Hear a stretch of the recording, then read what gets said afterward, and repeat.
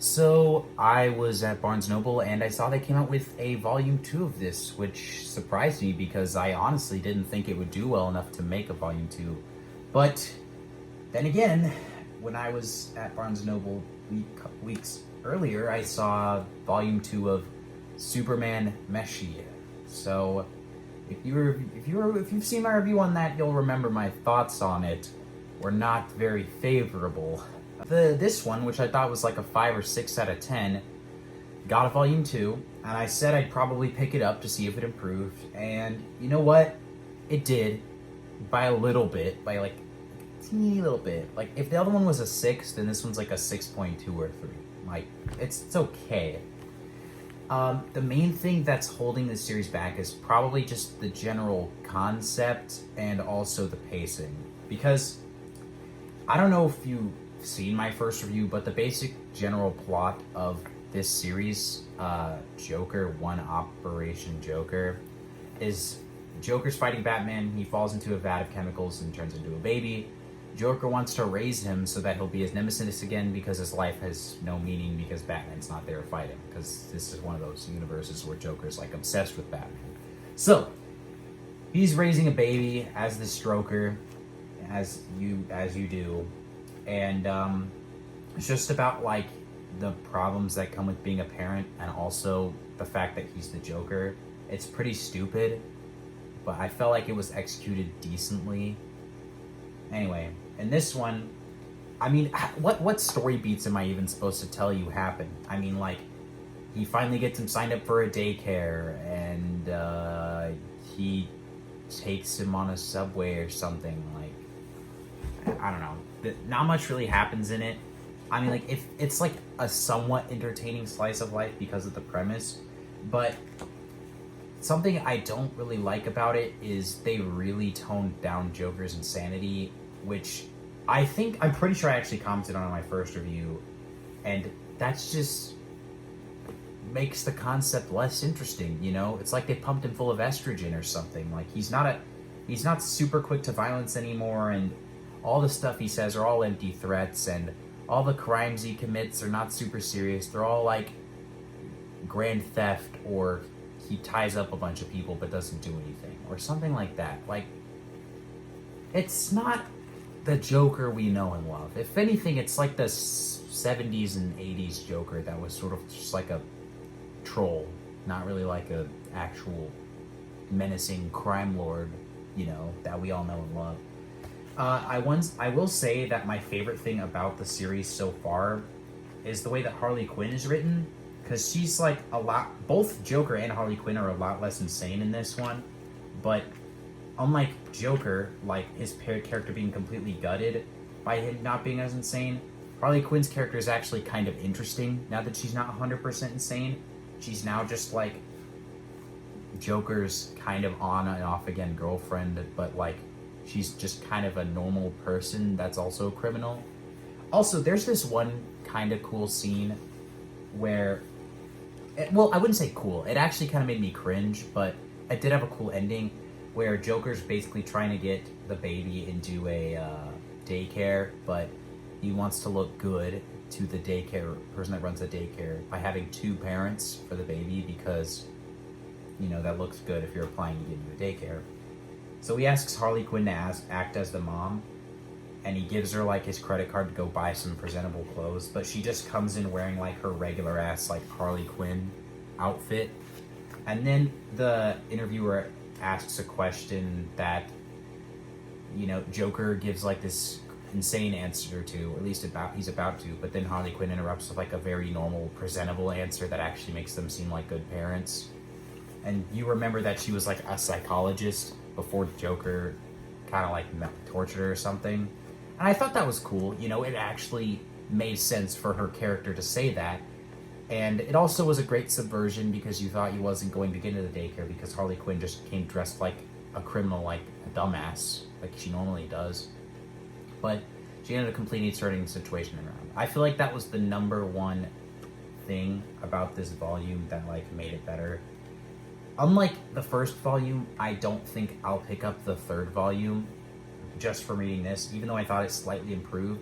And the reason for that is Alfred Pennyworth started showing up in this volume near the end, and I feel like the next arc is going to involve him, but his role in this arc was like really cringe because all he would do is like okay, so from Alfred's perspective, Batman has just gone missing, you know, and he's Batman's butler, so he's very confused by that.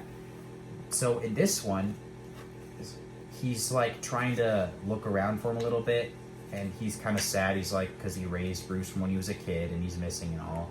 So he goes to the daycare to like look at some of the babies that the Bruce Foundation funds the daycare. So they let him in there because it's not that big a deal to them.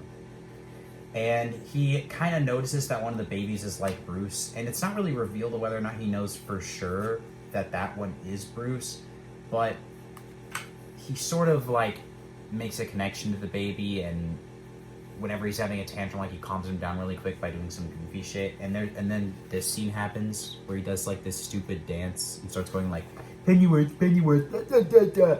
And I'm just like, what am I reading? Like, what am I reading right now?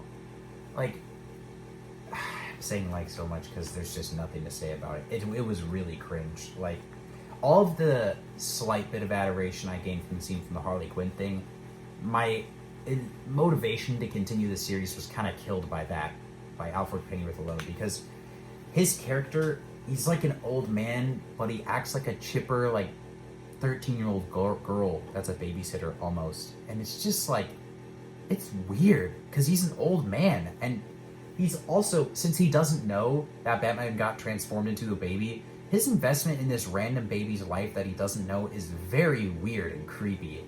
So it's just like, it's very weird. And also, the way the volume ended, it ended off with Joker like being annoyed that he was showing up, and he like upstaged him by buying the baby new shoes or something. It seemed like the next volume was going to include him in an arc, and that he was also going to be a recurring character, which, if that's the case, I'm not trying to cringe like nonstop while reading this, so I think I'm going to drop this. Also, I was really tempted to buy Superman Meshi 2 just because of how shit the first one was, and I wanted to see how much worse it could get. I think I may have a spending problem when it comes to stupid shit, but I didn't buy it, luckily, and I still might, honestly, because I might buy it just because I might want to do a review on it, just because it's really stupid, but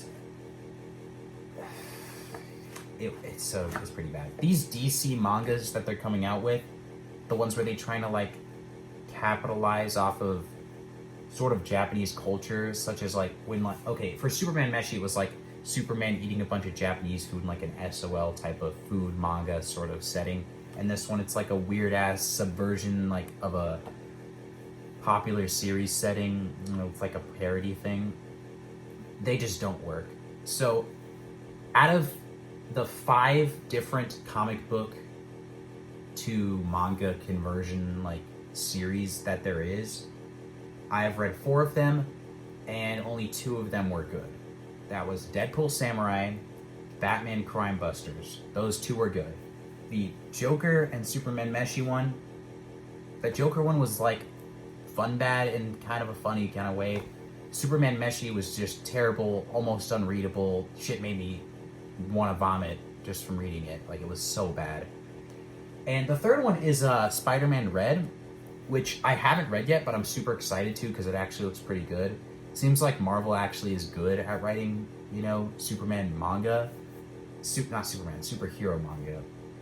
But, yeah, in general, these superhero mangas have kind of sucked. DC has made 1 good one and 2 shit ones, so I kind of hoping that they start making better ones, because the fact that they're making volume 2s for both this and Superman Meshi kind of makes me think that they're gonna stick with these series until either they don't sell enough to continue or until they're done with them, which I hope, and I also think they won't sell enough to continue them.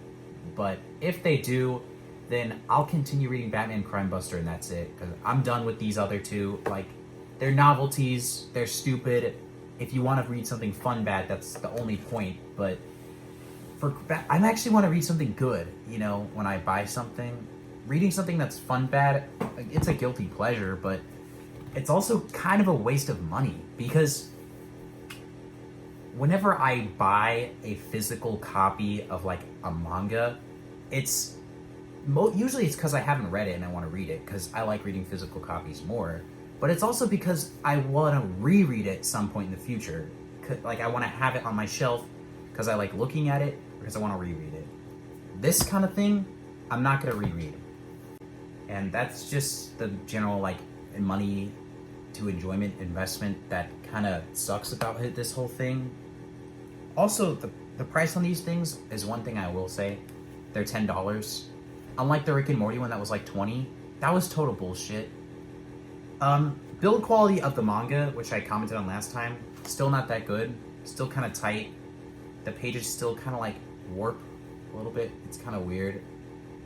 But manga is supposed to be kind of cheap, so I mean, if you're complaining about your manga's build quality, as long as the pages aren't falling out, like, it's not really that big a deal. Because, I mean, what are you paying? Like, what are you about, like $10 if a manga just has like a binding issue or something? Just buy a new one. Anyway, this is dragged on a little bit, but that's my Joker, One Operation Joker Volume 2 review. Actually, if I gotta give this a review, I think I'm gonna change mine. The 6.2 I feel like is a bit generous. Pennyworth, now that I'm remembering how much I hated reading his parts, I think I'm gonna have to knock it down to like a 5.8. I did say it improved over the other one, but my enjoyment of the other one was kind of like this. My enjoyment for this one was kind of like this. So, just because there were better parts, and there was also like way worse parts. I haven't been dragging on too long, so don't get it. That's the main message of this video.